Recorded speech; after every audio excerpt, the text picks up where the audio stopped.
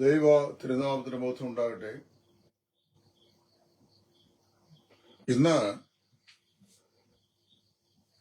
സഹോദരൻ അൻസൻ മാരാമൺ അദ്ദേഹത്തിന്റെ ടൈം ലൈനിൽ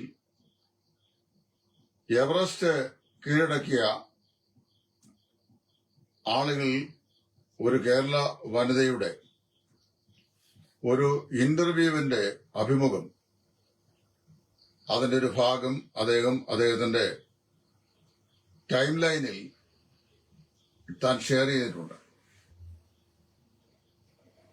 മരിച്ച് പോയ സഹയാത്രികനായ ഒരാളിന്റെ ആത്മാവുമായി സംസാരിക്കാൻ ഇടയായി എന്ന് അവർ പറയുന്ന ഒരു സാക്ഷ്യമാണ് ആ വീഡിയോയുടെ ഒരു ഫ്രാഗ്മെന്റിൽ അൻസൻ മാരാമൺ എടുത്ത് ഇട്ടിരിക്കുന്നത്. അപ്പൊ ഇവിടെ വാസ്തവത്തില് ഞാൻ ഇപ്പോൾ പറയാൻ പോകുന്ന വിഷയം മരിച്ച ആളുകളുടെ ആത്മാക്കളുമായി നമുക്ക് ആശയവിനിമയം ചെയ്യാൻ സാധിക്കുമോ ഇല്ലയോ എന്നുള്ളതാണ്. അങ്ങനെ സാധിക്കും എന്ന് വിശ്വസിക്കുന്ന പല ആളുകളും ഈ ഭൂമിയിലുണ്ട്. മരിച്ച ആളുകളുടെ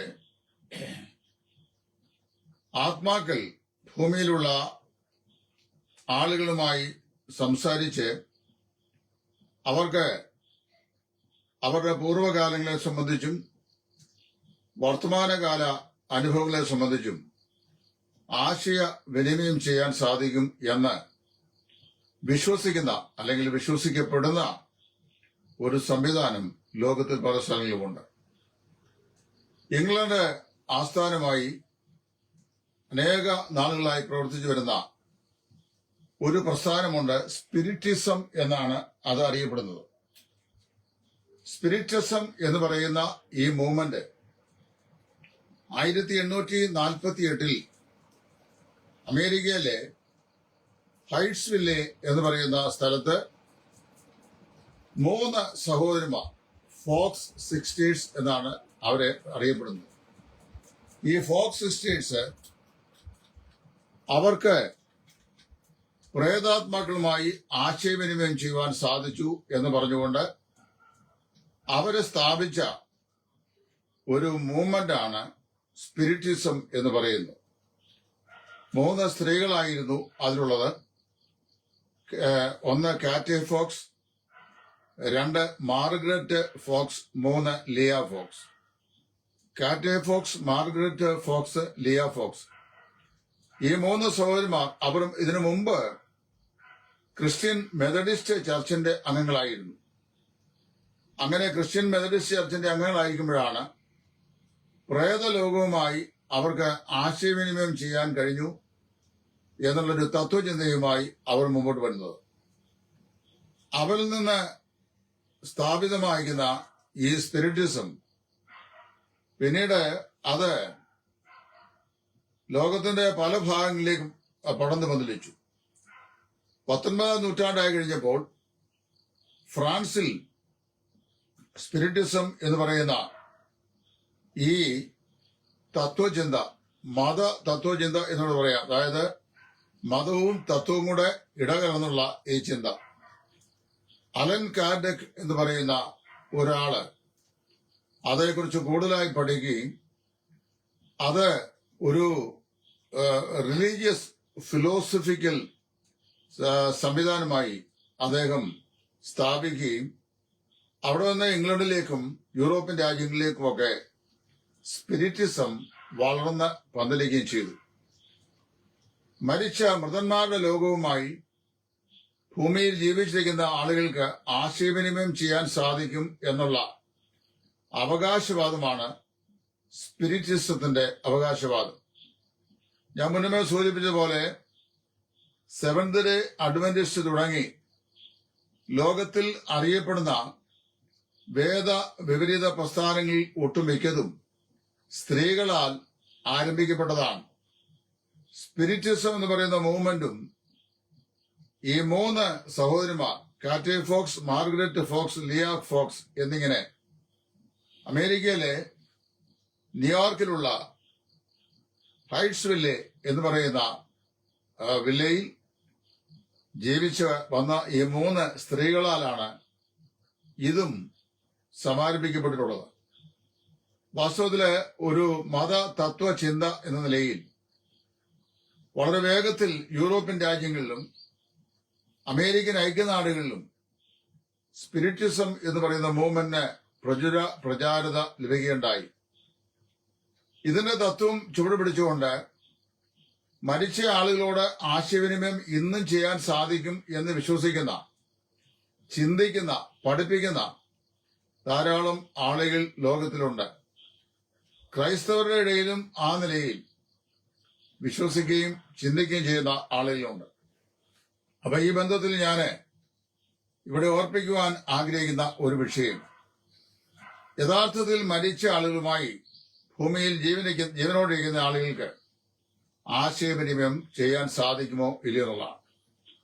നമ്മുടെ മുൻ DGP ആയിരുന്ന അലക്സാണ്ടർ ജേക്കബ് സാറ് ഒരിക്കൽ അങ്ങ് കേരളത്തിന്റെ വടക്കേ ഭാഗത്ത് പ്രമാദമായ ഒരു കൊലക്കേസ് അദ്ദേഹത്തിന് തെളിയിക്കാനായിട്ട് എല്ലാ മാർഗങ്ങളും നോക്കിയിട്ടും സാക്ഷികൾ ആരും തന്നെ ഇല്ലാത്ത ആ കൊലക്കേസിൽ അത് ശരിയായ നിലയിൽ അതിന്റെ കേസ് തെളിയിക്കാൻ കഴിയാതിരുന്നപ്പോൾ തന്റെ കൂടെ ഓഫീസുണ്ടായിരുന്ന ഏതോ ചില പോലീസ് ഉദ്യോഗസ്ഥർ അദ്ദേഹത്തെ നിർദ്ദേശിച്ചനുസരിച്ച് 2 ഇസ്ലാമിക പുരോഹിതന്മാരെ അദ്ദേഹം വരുത്തുകയും അവരെ ഈ മരിച്ചയാളിന്റെ മകനിലേക്ക് ഈ മരിച്ചയാളിന്റെ ആത്മാവിനെ വരുത്തിയിട്ട് ആ സംഭവം മുഴുവൻ എങ്ങനെയാണ് ഈ കൊലപാതകം ആസൂത്രണം ചെയ്ത് സംഭവിച്ചത് എന്ന്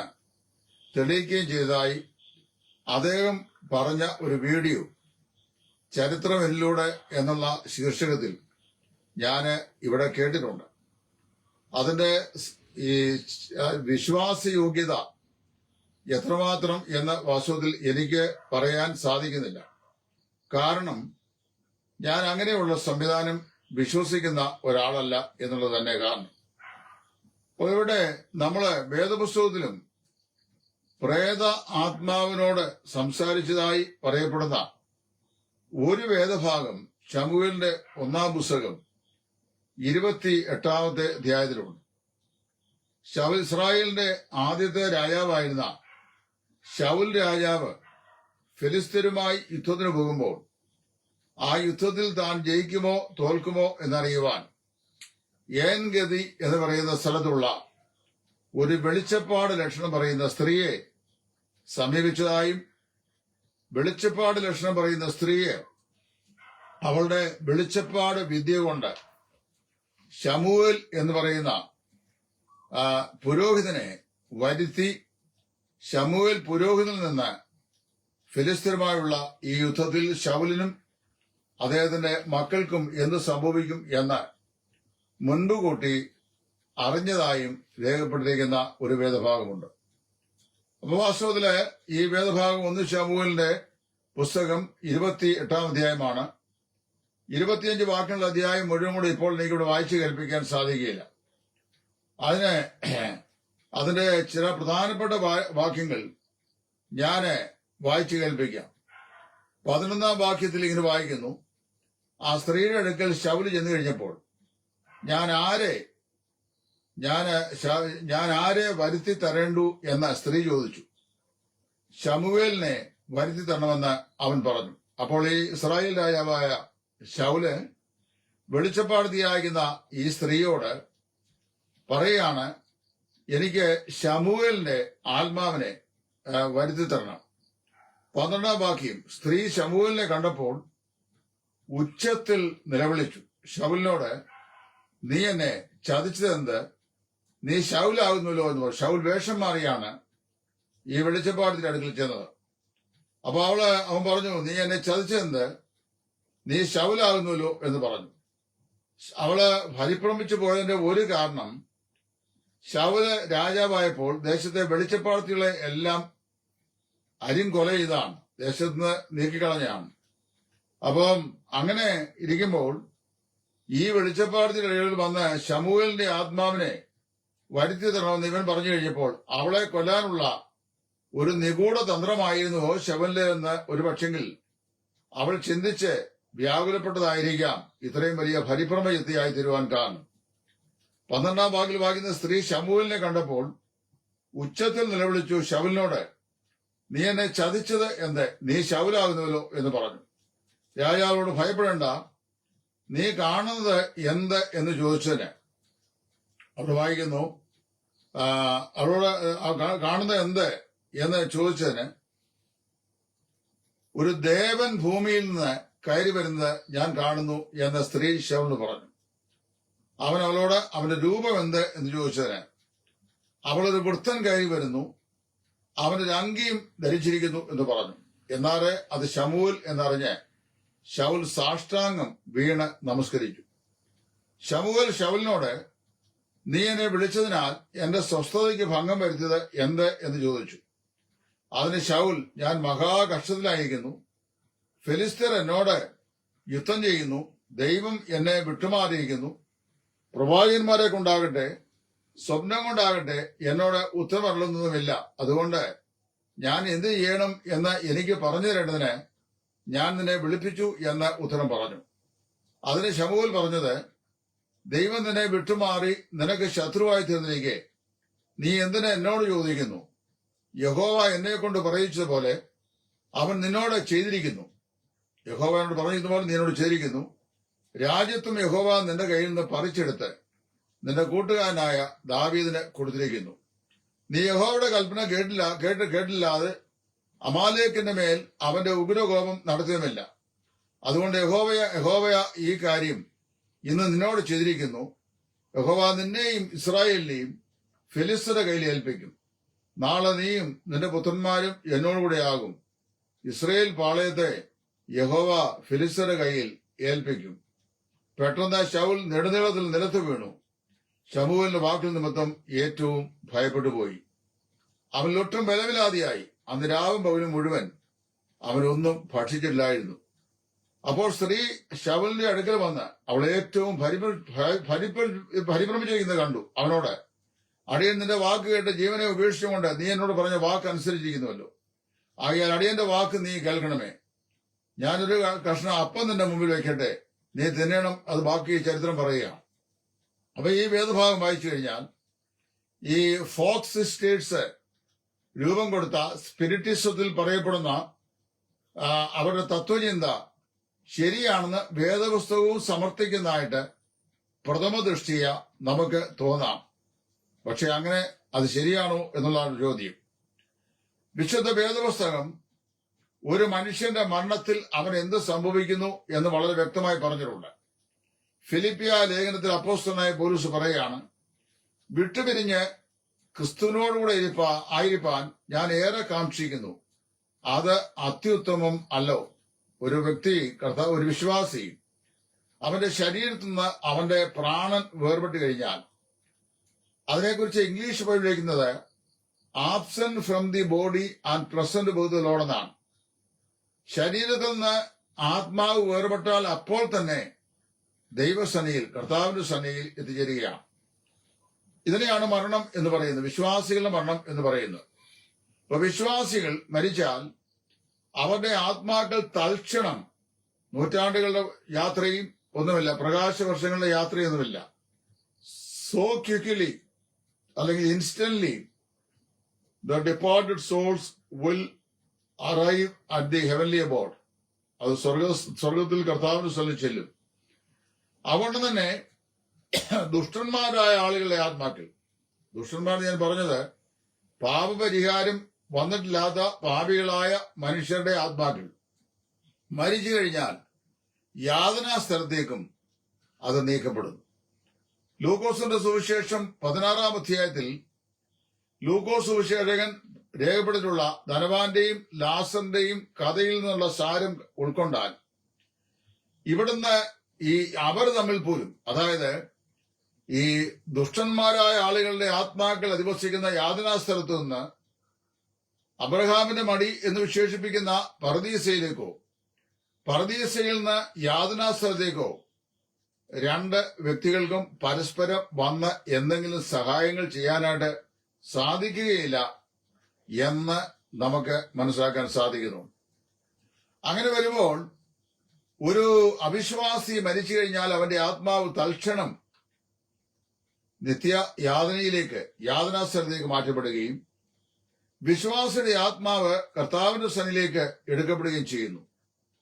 അല്ലാതെ ഈ വിശ്വാസികളുടെ ആത്മാക്കളോ അവിശ്വാസികളുടെ ആത്മാക്കളോ ഈ ഭൂമിയിൽ ഊടാടി നടക്കുന്നു എന്നുള്ള ചിന്താഗതി കേവലം ഭേദാധാരമില്ലാത്തതും മനുഷ്യന്റെ അന്ധവിശ്വാസത്തിൽ അധിഷ്ഠിതവുമായിട്ടുള്ള ഒരു ചിന്തയാണ്. എന്റെ ബാല്യകാലത്ത് ഒരുപാട് ഉമ്മാക്കി കഥകൾ ഞാൻ കേട്ടിട്ടുണ്ട്. നിങ്ങളും കേട്ടിട്ടുണ്ടാവും. എന്താ ഉമ്മാക്കി കഥകൾ?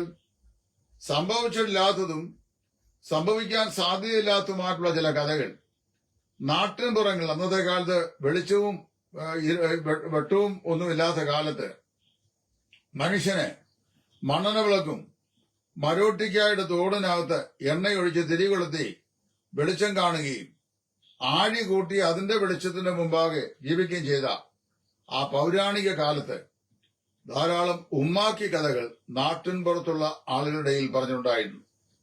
അങ്ങനെ പറഞ്ഞു കേട്ടുള്ള കഥകളിൽ ഏറ്റവും കൂടുതൽ യക്ഷി മാടൻ കഥകളാണ്. ഇത് ബാല്യത്തിൽ തന്നെ കേൾക്കുകയും അത് മനസ്സിൽ സ്റ്റാമ്പ് ചെയ്യുകയും ചെയ്തിട്ടുള്ളത് കൊണ്ട് വൈകിട്ട് 7 മണി കഴിഞ്ഞാൽ ഒരു 10, 18, 19, 20 വയസ്സ് വരെ ഒറ്റയ്ക്ക് യാത്ര ചെയ്യുന്നതിനും 7 മണിക്ക് ശേഷം പുറത്തു പോകുന്നതിനും എന്നിൽ അവർണ്ണനീയമായ നിലയിലുള്ള ഒരു ഭയമുണ്ടായിരുന്നു. അതുകൊണ്ട് ഏതെങ്കിലും സമയത്ത് പുറത്തുനിന്ന് പോകേണ്ട ആവശ്യം വന്നു കഴിഞ്ഞാൽ വീട്ടിലുള്ള സഹോദരന്മാരോ ആരെയെങ്കിലും ഒരാളെ കൂട്ടിക്കൊണ്ടാണ് ഞാൻ പുറത്ത് പോയിട്ടുള്ളത്. അതുപോലെ തന്നെ ഏതെങ്കിലും ഇരുളിന്റെ മറവിൽ യാത്ര ചെയ്യേണ്ടി വന്നു കഴിഞ്ഞാൽ മുൻകാലങ്ങളിൽ കേട്ട ഈ ഉമ്മാക്കി കഥകൾ ഹൃദയസ്ഥമാക്കിയിട്ടുള്ളത് കൊണ്ട് പുറകോട്ട് ഇടയ്ക്കിടയ്ക്ക് തിരിഞ്ഞു നോക്കി ഏതെങ്കിലും പ്രേതാത്മാക്കൾ പിടിക്കാൻ വരുന്നുണ്ടോ എന്നുള്ള സംശയത്തിൽ നോക്കി മുമ്പോട്ട് യാത്ര ചെയ്ത പൂർവ്വകാല ഓർമ്മകൾ ഇപ്പോൾ മനസ്സിൽ തളം കെട്ടുന്നു. അപ്പോൾ ആ കാലത്ത് അങ്ങനെയായിരുന്നു. ഞാൻ 10ാം സ്റ്റാൻഡേർഡിലൊക്കെ പഠിക്കുന്ന കാലത്ത് പോലും ഇലക്ട്രിസിറ്റി ഞങ്ങളുടെ ഏരിയയിൽ അപൂർവമായി ഉണ്ടായിരുന്നുള്ളൂ. ഇലക്ട്രിസിറ്റി ലൈനുണ്ട്, പക്ഷേ വോൾട്ടേജിന്റെ അതിരൂക്ഷമായ ക്ഷാമമാണ്. ഈ ഫയർപ്ലൈ, അതായത് മിന്നാമിനിങ്ങിന്റെ വയറ്റത്ത് നിന്ന് മിന്നുന്ന പ്രകാശം പോലെയുള്ള ഒരു ബൾബാണ് അന്നത്തെ ഇലക്ട്രിസിറ്റിയുടെ കറണ്ടിൽ ലഭ്യമായി കൊണ്ടിരുന്നത്. അതുകൊണ്ട് ദേശത്തെ വെളിച്ചവും വെട്ടവും രാത്രികാലങ്ങളിൽ പ്രചുരത പ്രാപിച്ചിരുന്നില്ല. ആ നാളുകളിൽ ധാരാളം യക്ഷിക്കഥകൾ, മാടൻ കഥകൾ ഒക്കെ ധാരാളം ഞാൻ കേട്ടിട്ടുണ്ട്. മാടൻ അടിച്ച് ചത്തുപോയി എന്നുള്ള വാക്കുകൾ സർവ്വസാധാരണയായി കേൾക്കുന്നൊരു പ്രയോഗമായിരുന്നു. നല്ല അരോഗ ദൃഢഗാത്രനായ യുവാവ് കന്നാലിക്കൂട്ടിൽ നിന്ന കന്നുകാലികളെ കൊണ്ട് പള്ളിമുറ്റത്ത് കെട്ടാനായിട്ട് പോയി. പക്ഷേ തിരിച്ചു വരാതെ നോക്കിയപ്പോൾ അദ്ദേഹം അവിടെ മരിച്ചു കിടക്കുന്നു. മാടൻ അടിച്ചു കൊന്നതാണ് എന്നാണ് അന്നത്തെ കാലത്ത് പറഞ്ഞ് വിശ്വസിച്ചിരുന്നത്. അങ്ങനെ ചത്ത 1-2 ആളുകൾ ഞങ്ങളുടെ പ്രദേശങ്ങളുണ്ടായിരുന്നു. ആ ആളുകളെ കാണാൻ പോകാൻ പോലും പ്രയാസമായിരുന്നു. ഈ മരിച്ച ആളുടെ ബോഡി കാണാൻ പോലും പ്രയാസമായിരുന്നു. അതിലൊരു കേസ് പോയത് ഇപ്പോഴും എനിക്ക് ഓർമ്മയുണ്ട്. ഞാന് അപ്പന്റെയും അമ്മയുടെയും നടുക്ക് നിന്ന് വളരെ ഭയത്തോടെ പോയി. കാരണം സാധാരണ മരണമല്ല, മാടൻ അടിച്ചു കൊന്നതാണ്. അപ്പോ മാടൻ എന്ന് പറഞ്ഞു കഴിഞ്ഞാൽ അന്നത്തെ കാലത്ത് ഒരു അരൂപിയാക്കുന്ന വലിയ പിശാച് അതിങ്ങനെ ഊടാടി നടക്കുന്നു. അത് ആളുകളെ കിട്ടിക്കഴിഞ്ഞാൽ അടിച്ച് ശരിപ്പെടുത്തും എന്നുള്ളതാണ് അന്നത്തെ ചിന്ത. അപ്പൊ ഇന്ന് ഈ ഇലക്ട്രിസിറ്റി ഒക്കെ സമൃദ്ധിയായി വന്നു. ദേശം മുഴുവൻ, വഴിയോരങ്ങൾ മുഴുവൻ വെളിച്ചം, വെട്ടം, പിന്നെ അങ്ങനെയൊക്കെ വന്നു കഴിഞ്ഞപ്പോൾ മാടനും യക്ഷിയൊക്കെ പതുക്കെ സ്ഥലം മാറി. ഇപ്പൊ മിക്കവാറും സ്ഥലങ്ങളില് കുഗ്രാമങ്ങളിൽ പോലും വെട്ടവും വെളിച്ചമുള്ളതുകൊണ്ട് മാടൻ യക്ഷി കഥകൾ വളരെ അപൂർവമാണ്.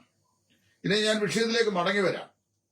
ഈ ശൗല് വാസ്തവത്തിൽ ഏങ്കതി ചെന്ന് വെളിച്ചപ്പാടത്തിയുമായി വരുത്തി തരണമെന്ന് പറഞ്ഞ ആള് ശമൂവേലാണ്. കാരണം യഹോവ അവനെ വിട്ടുമാറി, ദൈവത്തിന്റെ അനുഗ്രഹം അവനില്ലാതെയായി. അത് കഴിഞ്ഞപ്പോൾ അവനെ ഇങ്ങനെ ഇതുപോലൊരാളുടെ വെളിച്ചപ്പാട്ടിനകത്ത് പോയില്ലെങ്കിലല്ലേ അതിശയിക്കാനുള്ളൂ. അപ്പൊ അവൻ ചെന്ന് ഈ വെളിച്ചപ്പാടത്തിയോട് പറഞ്ഞു, അവള് മരിച്ചവരെ ആത്മാക്കളെ വരുത്തുന്ന ആളാണെന്നാണ് പൊതുവെ പറയപ്പെടുന്നത്. അപ്പൊ അവർക്ക് എന്തെങ്കിലുമൊക്കെ മാന്ത്രിക വിദ്യകൾ കാണും. അപ്പൊ ആരെയാണ് ഞാൻ വരുത്തി തരേണ്ടത് എന്നവൾ ചോദിച്ചപ്പോ ശമൂവേലിനെ തന്നെ എന്ന് പറഞ്ഞു. ശമൂവേല് മരിച്ച് സന്തോഷമായി തന്റെ ജനത്തോട് ഫെയർവെൽ പറഞ്ഞ് കർത്താവിന്റെ സന്നിധിയിൽ നിദ്രയിലാണ്, വിശ്രാമത്തിലാണ്. അപ്പൊ അവള് ഈ ശമൂവേലിനെ മുഴുവൻ സംഭവം രേഖപ്പെടുത്തിയിട്ടില്ല. സ്ത്രീ എന്തൊക്കെ ചെയ്തുവെന്നും ശമൂവേലിനെ വരുത്താൻ അവൾ എന്തൊക്കെ കാര്യങ്ങളാണ് ചെയ്തതെന്നും രേഖപ്പെട്ടില്ല. 11-ാം ഭാഗത്തിലെ ചോദിച്ചു ആരെ വരുത്തണം ചോദിച്ചു. ശമൂവേൽ എന്ന് പറഞ്ഞു. 12-ാം ഭാഗ്യം പെട്ടെന്ന് ശമൂവേലിനെ വരുത്തിയ ഭാഗമാണ് പറയുന്നത്. സ്ത്രീ ശമൂവേലിനെ കണ്ടപ്പോൾ ഉച്ചത്തിൽ നിലവിളിച്ചു. ശൗലിനോട്, നീ എന്നെ ചതിച്ചെന്ത്? നീ ശൗലല്ലേ? അപ്പോൾ നീ എന്ത് കാണുന്നു? അവൻ ചോദിച്ചു, നീ എന്ത് കാണുന്നു? ഒരു ദേവൻ ഭൂമിയിൽ നിന്ന് കയറി വരുന്നത് ഞാൻ കാണുന്നു എന്ന് സ്ത്രീ ശൗലിനോട് പറഞ്ഞു. അപ്പോൾ അവൻ അവളോട് അവന്റെ രൂപം എന്ത് എന്ന് ചോദിച്ചതിന് അവന്റെ വൃദ്ധൻ ഒരു നിലയങ്കി ധരിച്ചെന്ന് പറഞ്ഞു. ഇത്രയും കാര്യങ്ങളാണ് ഈ ശമൂവേലിനെ ആണെന്ന് സ്ത്രീ പറയാൻ കാരണമായി തന്നത്. ഒന്ന്, സ്ത്രീ ശമൂവേലിനെ കണ്ടു, ഉച്ചത്തിൽ നിലവിളിച്ചു. അപ്പൊ ശമൂവേലാണെന്ന് സ്ത്രീക്ക് എങ്ങനെ മനസ്സിലായെന്ന് ഇവിടെ രേഖപ്പെടുത്തിയിട്ടില്ല. ഏതായാലും അവിടെ അവൾ ഉച്ചത്തിൽ നിലവിളിച്ചിട്ട് ശൗല് ചോദിച്ചു, നീ എന്ത് കാണുന്നു? രാജാവ് പറഞ്ഞോട് ഭയപ്പെടും, നീ കാണുന്നത് എന്ത് എന്ന് ചോദിച്ചപ്പോൾ ഒരു ദേവൻ ഭൂമിയിൽ നിന്ന് കയറി വരുന്നത് കാണുന്നു. അപ്പൊ വാസ്തവത്തിൽ ശമൂവേലാണെന്ന് പറയാൻ ഒരു നിർവാഹമില്ലല്ലോ. കാര്യം ശമൂവേൽ മരിച്ച ഏതെങ്കിലും ആളുകളുടെ ആത്മാക്കൾ ഭൂമിയിലാണ് എന്ന് സ്ഥാപിക്കുന്ന ഒരു വചനഭാഗം പോലും വിശുദ്ധ ബൈബിളിലില്ല. ഞാൻ ഇന്നുവരെ ഇത് വായിച്ചിട്ടുമില്ല.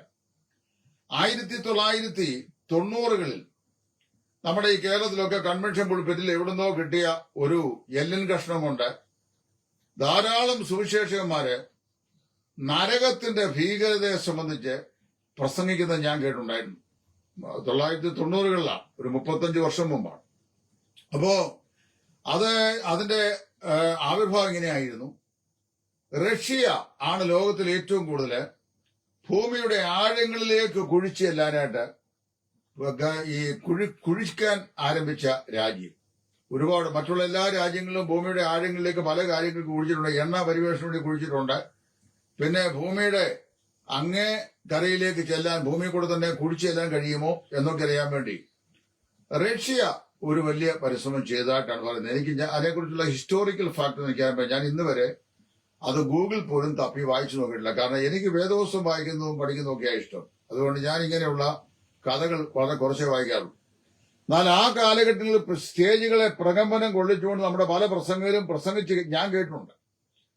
അതെന്നറിയാവോ, റഷ്യയിലെ സൈബീരിയ എന്ന് പറയുന്ന സ്ഥലത്ത് ഒരുപറ്റം ഭൂഗർഭ ശാസ്ത്രജ്ഞന്മാർ ഭൂമി കുഴിക്കുകയായിരുന്നു. നല്ല ശക്തിയേറിയ ഡ്രില്ല് കൊണ്ട്, മെഷറീസ് കൊണ്ട് അത് ഡ്രില്ല് ചെയ്ത് പോവുകയാണ്.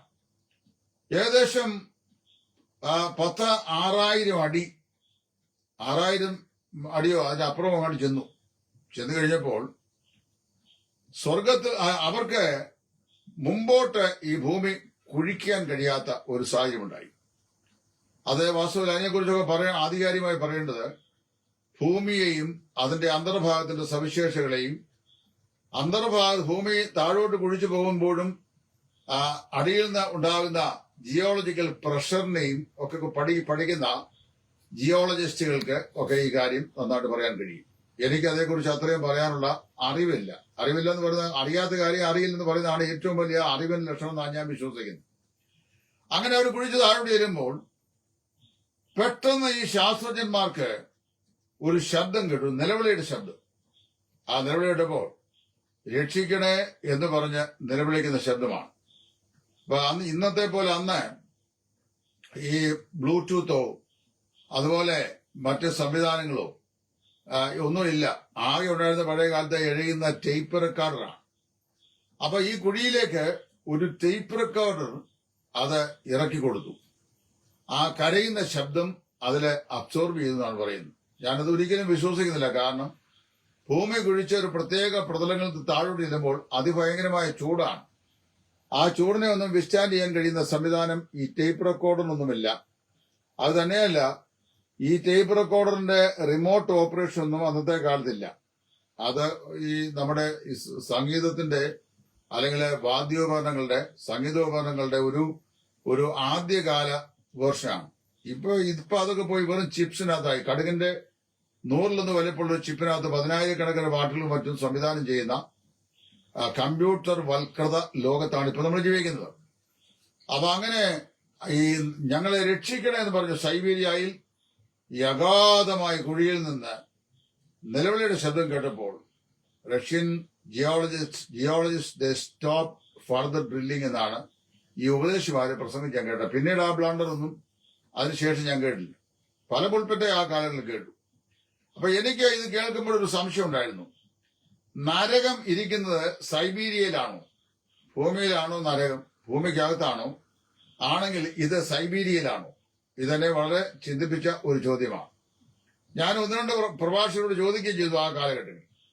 അവർ കുഞ്ഞാക്കെ പറഞ്ഞു, ഇതാ ഞങ്ങൾ വായിച്ചാണ്, അങ്ങനെയാണ് ഇങ്ങനെയാണെന്നൊക്കെ പറഞ്ഞു. അങ്ങനെ രക്ഷപ്പെട്ടു. അപ്പൊ വാസ്തവത്തില് ഒരു മനുഷ്യൻ മരിച്ചാൽ, ഒരു അവിശ്വാസി മരിച്ചാൽ അവന്റെ ആത്മാവ് ഭൂമിയുടെ ഉള്ളിലേക്കോ, വിശ്വാസി മരിച്ചാൽ ഭൂമിയുടെ ഉൾഭാഗത്തേക്കോ അല്ല അവന്റെ ആത്മാവ് പോകുന്നത്. വിശുദ്ധ വേദപുസ്തകത്തിലെ വെളിപ്പെടുത്തപ്പെട്ടുള്ള ദൈവപ്രകാരം പർദീസയിലേക്കും യാതനാ സ്ഥലത്തേക്കുമാണ് പോകുന്നത്. വിട്ടുപിരിഞ്ഞ കർത്താവിടെ ആയിരിക്കാൻ ഞാൻ ആഗ്രഹിക്കുന്നു എന്ന് പൗലോസ് പറയുമ്പോൾ കർത്താവിനോടുകൂടെ പർദീസയിലായിരിക്കുന്ന അനുഭവത്തെയാണ് അദ്ദേഹം ഉദ്ദേശിക്കുന്നത്. അല്ലാതെ ഭൂമിയിൽ മരിക്കുന്ന ആളുകളുടെ ആത്മാക്കൾ ഭൂമിയുടെ ഉൾഭാഗത്തുള്ള ഏതെങ്കിലും സ്ഥലത്തേക്ക് പോകുന്നു എന്ന് വിശ്വസിക്കാൻ ന്യായമില്ല. അപ്പൊ ഇവിടെ വെളിച്ചപ്പാടത്തെ സ്ത്രീ പറയുകയാണ്, ഞാൻ എന്ത് കാണുന്നു? ഒരു വൃത്തൻ, ഒരു ദേവൻ. ആദ്യമാണ് ശമൂവേൽ എന്ന അവൾ പരിപ്രവചനം പറയുന്നത്, ഒരു ദേവൻ ഭൂമിയിൽ നിന്ന് കയറി വരുന്നത് ഞാൻ കാണുന്നു. 2, അവന്റെ രൂപം എന്തെന്ന് ചോദിച്ചു കഴിഞ്ഞപ്പോൾ അവൻ വൃത്തനാണ്, ഒരു നിലയങ്കി ധരിച്ചിരിക്കുന്നു. അപ്പോൾ ശൗലിന് തോന്നി ഇത് ശമൂവേലാണ്. ഞാൻ ഇതേ സംബന്ധിച്ച് പ്രാഥമികമായ ചില ഗവേഷണം നടത്തിയിട്ടുണ്ട്. ഈ പ്രാഥമികമായ ഗവേഷണത്തിൽ എനിക്ക് മനസ്സിലാക്കാൻ കഴിഞ്ഞത് 2 കൊരിന്ത്യർ 4:4 സാത്താൻ നിങ്ങളെ തോൽപ്പിക്കരുത്, അവന്റെ തന്ത്രങ്ങളെ നാം അറിയാത്തവരല്ലോ, സാത്താൻ താനും വെളിച്ചദൂതന്റെ വേഷം കെട്ടുന്നു എന്ന് പൗലോസ് പറയുന്നു. അപ്പൊ സാത്താന് വെളിച്ചദൂതന്റെ വേഷം കെട്ടാൻ പറ്റും. ഇപ്പൊ എനിക്ക് 6 അടി 2 ഇഞ്ച് നീളമുണ്ട്, അല്പം നീണ്ട ഒരു മൂക്കുണ്ട്, അല്പം പുറകോട്ട് ചെരിഞ്ഞ നെറ്റിയുണ്ട്. ഈ പറയപ്പെട്ട രൂപമൊക്കെയാണ് എനിക്കുള്ളത്. അപ്പൊ എന്റെ രൂപം എന്താണെന്ന് പിശാചിന് നന്നായിട്ട് അറിയാം. പിശാച് ദൈവമല്ലല്ലോ, എങ്കിലും ജ്ഞാനപൂർണ്ണമായിട്ടാണ് അവനെ സൃഷ്ടിച്ച നാളിൽ. അപ്പൊ വാസ്തവത്തില് പാപത്താൽ അവന് വീഴ്ച വന്നെങ്കിലും വളരെ വൈജ്ഞാനികതയുള്ള ഒരു ജീവിയാണ് ഈ പിശാച്, ആത്മജീവിയാണ്. നമ്മിൽ ഓരോരുത്തരുടെയും ആകാരഭാവവും സംസാര രീതിയും നമ്മുടെ സ്വരവും എല്ലാം അതുപോലെ അനുകരിക്കാൻ പിശാചിന് സാധിക്കും. അങ്ങനെ അനുകരിക്കാൻ കഴിയുന്ന ആളുകളുണ്ട്. അപ്പോ ഇവിടെ വാസ്തവത്തിൽ സംഭവിച്ചത് ശമൂവേലിന്റെ രൂപത്തിൽ, അതാണ് ഒരു ദേവൻ ഭൂമി എന്ന് പറയുന്നത്. അപ്പം വാസ്തവത്തിൽ ശമൂവേലല്ല, ഒരു ദേവനാണ്. വൺ ഓഫ് ദ ഡീമൺസ് തന്നെ ആയിരിക്കണം. ആ ഡീമൺസിന് ശമൂവേൽ ഭൂമിയിലായിരിക്കുമ്പോൾ അദ്ദേഹം ഏത് നിലയിലുള്ള വസ്ത്രമാണ് ധരിച്ചിരുന്നത്, ഏത് ഏജിലാണ് അദ്ദേഹം മരിച്ചത്, അദ്ദേഹം വയസ്സനാണോ യുവാവാണോ, ഈ കാര്യങ്ങളെല്ലാം അദ്ദേഹത്തിന്റെ പ്രസംഗശൈലി, ഇതെല്ലാം പിശാചിനറിയാം. നമ്മൾ ചെയ്യുന്ന ഓരോ പ്രസംഗശൈലിയും പിശാചിനറിയാം. അത് പിശാച് ഇവിടെ എംബോഡിമെന്റ് ചെയ്യുകയാണ്, അല്ലെങ്കിൽ മൂർത്തിഭാവമായി സ്വീകരിക്കുകയാണ്. ശമൂവേലിന്റെ മൂർത്തിയായി പിശാച് വെളിപ്പെടുകയാണ്. ഇത് വെളിപ്പെട്ട ആരുടെ അടുത്താന്ന് നോക്കണം? ദൈവകൃപയെ നിന്ദിച്ച് ദൈവം വിട്ടുപോയി ഭ്രാന്ത് പോലെയുള്ള രോഗബാധിതനായ ഒരു രാജാവിന്റെ താല്പര്യപ്രകാരമാണ് ഇപ്പോൾ ഈ വന്നിരിക്കുന്നത്. അപ്പൊ അതുകൊണ്ട് തന്നെ ദൈവമില്ലാത്തവന്റെ, അല്ലെങ്കിൽ സർവശക്തനായ ദൈവത്തെ ഉപേക്ഷിച്ചു പോയവന്റെ ശമൂവേലിനെ അന്വേഷിക്കുന്ന അന്വേഷണത്തിൽ ശമൂവേലിന്റെ ആത്മാവിനെ വരുത്തിക്കൊടുത്തു എന്ന് വിശ്വസിക്കാൻ ഒരു ന്യായവുമില്ല. 2ാമത്തെ വിഷയം, ദൈവസനയിൽ മരിച്ചുപോയ വൃതന്മാരായ ആളുകൾ, അവരുടെ ആത്മാക്കൾ വിശ്രമിക്കുക എന്നാ പറഞ്ഞ്. അവിടെ ഉറങ്ങുകയാണെന്ന് ഞാൻ വിശ്വസിക്കില്ല. കാര്യം ദേ ആർ ഇൻ സ്ലീപ്പ് എന്നൊക്കെ നമ്മൾ പറയുന്നെങ്കിലും ദേ ആർ ഇൻ റെസ്റ്റ് എന്ന് പറയുന്നതാണ് ശരി. നമ്മളെ വിട്ട് വാങ്ങിപ്പോയ നമ്മുടെ പിതാക്കന്മാര്, മാതാക്കൾ, അവരൊക്കെ കർത്താവിന്റെ സനയിൽ അവർ വിശ്രമിക്കുകയാണ്. എന്ന് പറഞ്ഞാൽ പുനരുദ്ധാനം വരെയുള്ള കാലഘട്ടങ്ങളിൽ ലൗകികമായ ഐഹികമായ കഷ്ടപ്പാടൊന്നുമില്ലാതെ അവർ ആ ശാന്തതയിൽ വിശ്രമിക്കുകയാണ്. അവരിനി അവിടെ എന്തൊക്കെ ചെയ്യുന്നുണ്ട് എന്നുള്ള കാര്യങ്ങളെ കുറിച്ചൊന്നും നമുക്ക് വേദവസ്തുവിൽ ഒന്നും പറഞ്ഞിട്ടില്ല, യാതൊന്നും പറഞ്ഞിട്ടില്ല. പുനരുദ്ധാനം വരെ അവരവിടെ എന്ത് ചെയ്യുന്നു, ദൈവത്തെ ആരാധിക്കുന്നുണ്ടോ, പാട്ട് പാടുന്നുണ്ടോ, അതോ ഭൂമിയിലെ കാര്യങ്ങളെ അവരറിയുന്നുണ്ടോ, ഇത്യാദി യാതൊരു കാര്യങ്ങളും ബൈബിൾ വെളിപ്പെടുന്നില്ല. അത് നിശബ്ദമാണ്. അപ്പൊ അങ്ങനെ വരുമ്പോൾ അനുസരണം കെട്ടവനും ദൈവകൃപയെ അനാവൃതമാക്കിയവനും ദൈവം വിട്ടുപോയവനും ദൈവത്തോട് വിരോധിയുമായി പ്രവർത്തിക്കുന്ന ശൗലിന്റെ താല്പര്യപ്രകാരം അത് ഒരു മന്ത്രവാദിനിയായ സ്ത്രീയുടെ മന്ത്രവാദ പരിശ്രമത്താൽ ദൈവം തന്റെ കസ്റ്റഡിയിൽ സൂക്ഷിച്ചിട്ടുള്ള തന്റെ ഭക്തന്മാരുടെ ആത്മാക്കളെ വിട്ടുകൊടുക്കും എന്ന് വിശ്വസിക്കുന്നത് വെറും മൗഢ്യതയാണ്. അങ്ങനെ ദൈവം ഒരിക്കലും ചെയ്യില്ല. ഒരു വെളിച്ചപ്പാടത്തെ അനുസരിക്കാൻ ദൈവത്തിന് എന്ത് ബാധ്യത? ദൈവം അത് ചെയ്യത്തില്ല. അപ്പൊ അങ്ങനെ വരുമ്പോൾ ഞാനും എന്നെ പോലെ വേദോത്സവം പഠിക്കുന്ന മറ്റുള്ള അനേക ആളുകളും വിശ്വസിക്കുന്നത് പിശാച് ശമൂവേലിന്റെ രൂപഭാവത്തിൽ വെളിപ്പെട്ടു എന്നാണ്. ശമൂവേലിന്റെ സ്പീച്ച് എങ്ങനെയുള്ളതെന്ന് പിശാചിന് അറിയാം. ആ ശബ്ദം അതുപോലെ അനുകരിക്കാൻ പിശാചിന് അറിയാം. ഞാൻ 7ാം തരത്തിൽ പഠിച്ചുകൊണ്ടിരിക്കുമ്പോൾ എന്റെ കൂടെ പഠിച്ചിരുന്ന ഒരു പെൺകുട്ടിയുടെ ജ്യേഷ്ഠത്തിയെ മരണപ്പെട്ടു. അത് കൊലപാതകമാണെന്നാണ് ഞങ്ങളുടെ ദേശത്തൊക്കെ ആ കാലത്ത് പറഞ്ഞത്. എനിക്ക് അതിനെക്കുറിച്ച് അറിയാൻ വയ്യ. എന്നാൽ അതിന്റെ അനിയത്തി കൊച്ച് എന്റെ വീട്ടില് എന്റെ കൂടെ ക്ലാസ് പഠിച്ചുകൊണ്ടിരിക്കുകയാണ്. എല്ലാ വെള്ളിയാഴ്ചയും ഉച്ച കഴിഞ്ഞ് ഒരു 3 മണി സമയമാകുമ്പോൾ ഈ പെൺകുട്ടിയിൽ മരിച്ചുപോയി എന്ന് പറയപ്പെടുന്ന അതിന്റെ ജ്യേഷ്ഠത്തി കയറും. അപ്പൊ ഈ കൊച്ച് വല്ലാത്ത വിഭ്രാന്തി കാണിക്കും. ഇത് സ്ഥിരമായി വന്നപ്പോ ടീച്ചേഴ്സ് അവളെ ഈ സമയത്തിന് മുമ്പ് തന്നെ അവരുടെ വീട്ടിൽ കൊണ്ടുവന്ന് വിടുന്ന ഒരു സംവിധാനം ഉണ്ടായിരുന്നു. അപ്പൊ വീട്ടിൽ ചെന്ന് കഴിഞ്ഞു കഴിഞ്ഞാൽ ഈ മരിച്ച ഈ പെൺകുട്ടി ഇവളിൽ കയറും. ഇവിടെ തള്ളയിൽ വേറെ ആരണ്ടാൾ കയറും. എന്നിട്ടെന്നറിയാമോ, ഈ മരണം സംബന്ധിച്ചുള്ള എല്ലാ കഥകളും പറയും. അപ്പൊ ഞങ്ങളുടെ അടുത്തുണ്ടായിരുന്ന ഒരു ഈഴവ ഭവനത്തിൽപ്പെട്ട ഒരു കുടുംബമാണ്. ഒടുക്കം ഞാൻ കേട്ടത് എവിടെയോ അവരുടെ വിശ്വാസം അനുസരിച്ച് കൊണ്ടുപോയി ആ പ്രേതാത്മാവിനെ ബന്ധിച്ചു. അതിനുശേഷം ആ പ്രശ്നം തീർന്നൊക്കെയാ പറയുന്നത്. I don't believe it. എനിക്കറിയാൻ വയ്യ. ഏതായാലും ശൗലിന്റെ ഇടയ്ക്ക് പ്രത്യക്ഷപ്പെട്ടയാള് ദൈവജനമായ ഇസ്രായേലിനെ ന്യായപാലനം ചെയ്ത 1 ശമൂവേൽ 15-ാം അധ്യായത്തിൽ തന്റെ വിശ്വസ്തമായ സാക്ഷ്യം ഫെയർവെൽ മീറ്റിംഗിൽ അവതരിപ്പിച്ച ശമൂവേൽ പുരോഹിതനാണെന്ന് ഞാൻ ഒരിക്കലും വിശ്വസിക്കുന്നില്ല. അപ്പൊ അങ്ങനെ വരുമ്പോൾ ഒരു ചോദ്യമുണ്ട്. ഈ ശമൂവേൽ അല്ലെങ്കിൽ പിന്നെ ഫിലിസ്തീനുമായുള്ള യുദ്ധത്തിൽ ശൗലും അദ്ദേഹത്തിന്റെ 3 പുത്രന്മാരും മരിക്കുമെന്നും യഹോവയായ ദൈവം നിന്റെ രാജ്യത്ത് നിന്നിൽ നിന്ന് നീക്കി നിന്നേക്കാൾ ഉത്തമനായ വേറൊരുത്തിന് കൊടുത്തിരിക്കുന്നുവെന്നും ഒക്കെ ഇദ്ദേഹം ഇവിടെ പറയുന്ന വാക്കുകൾ സത്യസന്ധമല്ലേ? ശമൂവേൽ അങ്ങനെ പറഞ്ഞിരുന്നല്ലോ. അതെ, ഗിബെയോനിൽ വെച്ച് യാഗം കഴിച്ച് ശമൂവേൽ വരുന്നത് കാത്തിരിക്കാതെ യാഗം കഴിച്ച ശൗലിനോട് നീ ചെയ്തത് എന്ത്? യഹോവയായ ദൈവം നിന്റെ രാജ്യത്വം ഇസ്രായേലിൽ സുസ്ഥിരപ്പെടുത്തുമായിരുന്നു. ഇപ്പോഴോ നിന്റെ രാജ്യത്വം നിന്ന് കീറി നിന്നേക്കാൾ ഉത്തമനായ വേറൊരുത്തിന് കൊടുത്തിരിക്കുന്നു എന്ന് പറഞ്ഞ വാചകങ്ങൾ പിശാച് കേട്ടിട്ടുണ്ട്. പിശാച് നന്നായിട്ട് അറിയാം. അത് അതുപോലെ അവതരിപ്പിക്കാൻ, അതേ ശബ്ദത്തിൽ അവതരിപ്പിക്കാൻ പിശാചിന് സാധിക്കും.